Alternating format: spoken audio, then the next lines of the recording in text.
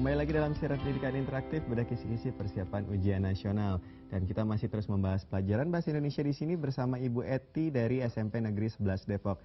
Dan untuk melanjutkan pembahasan sebelumnya, setelah ini saya ingin mengingatkan pada teman-teman jangan sampai ketinggalan, karena di akhir segmen nanti kita akan ada kuisi kuadran cerdik, cepat, cermat, dan ceria. Jadi jangan sampai ketinggalan ya. Dan kita masih akan terus melanjutkan pembahasan kita pada hari ini, yaitu tadi kita sudah membahas mengenai pantun, dan kita sekarang memasuki indikator yang kedua. Ibu Eti, untuk indikator yang kedua ini kita masih akan membahas pantun atau sudah berbeda? Sudah ke puisi. Jadi kita sudah melengkapi puisi, Bu ya? Melengkapi puisi, iya. Silakan Ibu, kita langsung saja memulai pembahasan ini. Baik adik-adik, kita coba akan membahas bagaimana nanti adik-adik akan melengkapi sebuah puisi. Nah, puisi ini merupakan salah satu karya sastra yang baru atau modern. Nah, tentu saja bagaimana melengkapi puisi, tentu saja adik-adik harus memahami apa saja harus dilengkapi. Di dalamnya tentu saja ada majas ya, majas atau biasa disebut dengan gaya bahasa. Nah ini, kita coba untuk latihan soal. Perhatikan kutipan puisi berikut. Nah, ya, kita sambil melihat tayangan. Nah, kita lihat biasanya dalam sebuah puisi itu dibacakan oleh pembacanya ya. Nah, sungguh indah di mataku, pagi sejuk menyertaiku. Dalam hari indahku, sawah yang hijau, kerbau riang melangkah untuk membantu petani. Nah, pertanyaannya, larik bermajas untuk melengkapi puisi tersebut adalah larik bermajas. Adik-adik ingat, di dalam sebuah puisi itu ada salah satunya unsur yaitu gaya bahasa. Kalau ada unsur gaya bahasa, maka adik-adik harus ingat gaya bahasa yang di dalamnya untuk melengkapi puisi ini yang mana? Apakah mentari menyapaku, ataukah B burung berkicau, atau C angin bertiup sepoi, atau D tanah yang subur. Nah, di sini larik bermajas. Kita perhatikan tanah yang subur ini bukan majas karena memang tanah subur harapan kita. Angin bertiup sepoi memang angin bertiup. Nah, burung berkicau. Nah, ini juga memang burung berkicau. Kalau burung bernyanyi, lah itu baru disebut sebagai majas. Ya.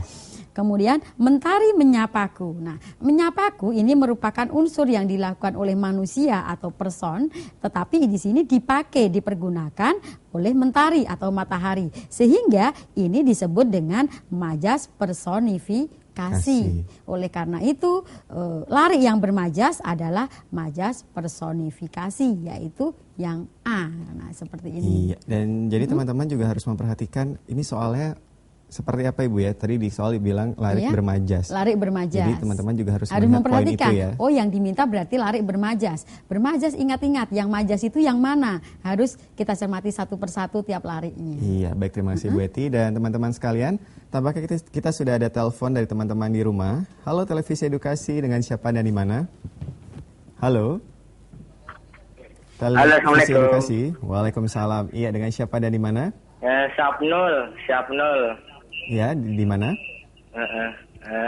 Kak, saya ingin nanya nih, kalau misalnya puisi kan ada bersajak ABAB atau yang AABB kan?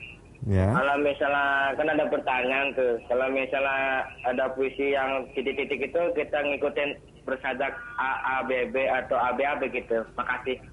Oke, iya, terima kasih atas pertanyaannya Sapnul dari Jakarta. Ya, Ibu Eti, ada pertanyaannya. Cara mengisi kalimat rumpang itu seperti apa? Ini pertanyaan yang bagus ya untuk Safnulnya dari Jakarta. Ini pertanyaan yang bagus. Adik-adik, bagaimana cara mengisi puisi yang rumpang? Maka adik-adik harus memperhatikan. Yang pertama, kalau ada perbedaan yang cukup signifikan antara pantun dengan puisi. Tadi yang ditanyakan pertamanya tentang pantun ya di awalnya. Bahwa pantun itu sudah jelas berdasarkan persyaratan syarat-syarat pantun itu pola rimanya adalah A, B, A, B. Nah, kalau pola rima sair itu sama-sama puisi lama itu A, A, A, nanti akan berbeda itu ya. Tetapi konteks yang akan kita bicarakan di sini tadi pantun. Nah, kemudian apa perbedaannya dengan puisi? Di sana tadi bahwa puisi bagaimana menentukan yang rumpang tadi, adik-adik harus memperhatikan lari.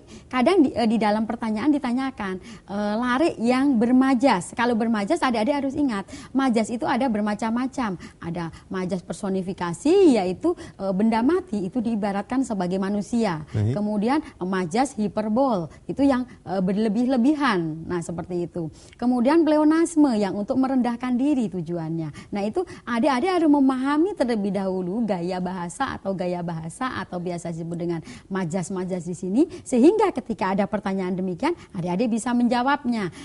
Cara menjawabnya dalam puisi rumpang tersebut itu seperti ibu tadi. Lihat, yang majas yang mana? Seperti tadi, tanah yang subur, itu berarti bukan majas, karena memang tanah itu subur. Angin bertiup, kecuali mungkin angin menghembuskan nafasnya ke pipiku. Nah, seperti itu baru dikatakan sebagai majas. Iya, terima kasih Bu Eti, dan itu dia tadi pembahasan dan jawaban dari Bu Eti atas pertanyaan teman-teman di rumah. Dan kita sekarang masih akan melanjutkan untuk soal berikutnya, itu soal nomor 6, masih di indikator melengkapi puisi, Bu ya. Mungkin saya jelaskan sedikit ya. Baik. Untuk tadi untuk soal sebelumnya yang pertama, bahwa untuk personifikasi, adik-adik harus ingat bahwa ini merupakan salah satu gaya bahasa yang melekatkan sifat-sifat insani atau manusia pada barang atau benda yang tidak bernyawa ataupun pada ide yang abstrak. Seperti contohnya tadi, mentari menyapaku. Iya, itu penjelasan untuk soal tadi, Bu ya. Iya, ini untuk penjelasan yang tadi, tetapi ini berlaku juga untuk soal apapun, karena biasanya untuk soal, terutama untuk gaya bahasa di sini, yang sering keluar itu adalah gaya bahasa personifikasi. Oh, seperti itu. Iya, baiklah. Dan sekarang kita akan melanjutkan untuk soal yang nomor 6, yaitu masih melengkapi puisi. Silakan Ibu Eti. Kita berikan ilustrasi sedikit ya. Kemarin menjadi pengalaman yang memalukan bagi Sekar. Di saat teman kelasnya antri untuk donor darah di sekolah, dia bersembunyi di kantin. Sekar bukan tidak mau memberikan darahnya untuk didonorkan, tetapi dia sangat takut jarum suntik yang sering dibawa Pak Dokter. Nah, di sini puisi yang tepat sesuai dengan ilustrasi tersebut adalah, apakah A di sini? Hatiku berdesir tadi melihatmu, terlihat cantik dengan seragam, tertawa bersama teman di kantin, cerahkan hari di sekolah. Nah, ini tidak sesuai dengan puisi yang tadi ya, karena ini Sekar itu merasakan ketakutan ketika melihat jarum suntik dokter.